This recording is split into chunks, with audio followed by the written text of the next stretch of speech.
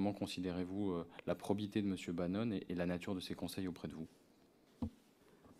Non, mais d'abord, M. Saint-Toul, M. Bannon n'a commis aucun conseil à notre destination.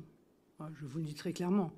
Nous n'avons pas besoin de conseils. Voilà. Et si j'avais voulu, encore une fois, utiliser les méthodes qui sont utilisées aux États-Unis, j'aurais utilisé Nation Builder. Voilà. Donc les États-Unis sont un pays très différent dans son fonctionnement électoral que le nôtre, et notamment en ce qui concerne l'utilisation des données personnelles, le recueil des données, les règles qui régissent les États-Unis sont très profondément différentes des nôtres.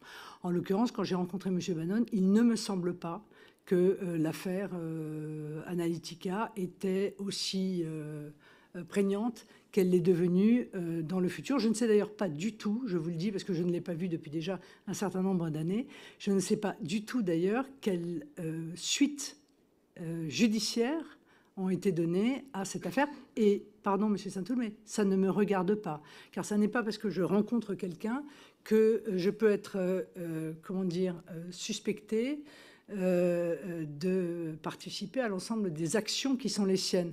Il me semble que dans notre état de droit, on est responsable de son fait personnel.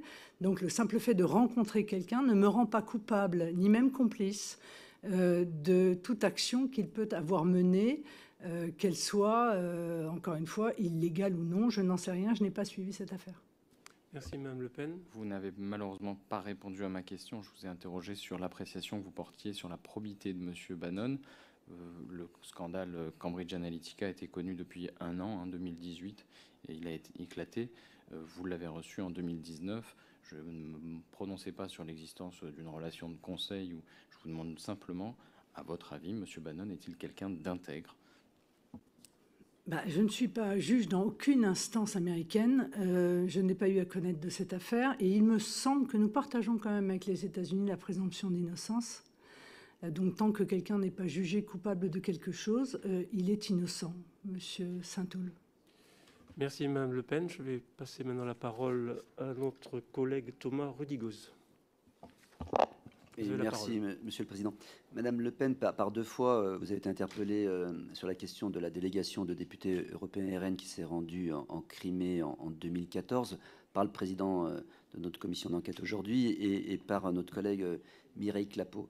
Et à chaque fois, vous avez répondu que cela n'était pas de votre fait, cela n'était pas sous votre responsabilité. Mais néanmoins, ces personnes-là vous ont-ils demandé leur accord? Parce que vous n'êtes pas n'importe qui. Auprès d'eux, je peux imaginer qu'une délégation de 6 députés européens, si je crois les noms qui ont été cités, qui se rend dans un tel voyage, un tel déplacement qui est aussi sensible que vous, en tant que présidente de parti, puis par ailleurs chef de file de ces députés européens dans le groupe que vous ne présidiez pas à l'époque, mais dans lequel vous aviez un rôle éminent, puisse faire un tel déplacement sans vous demander votre autorisation.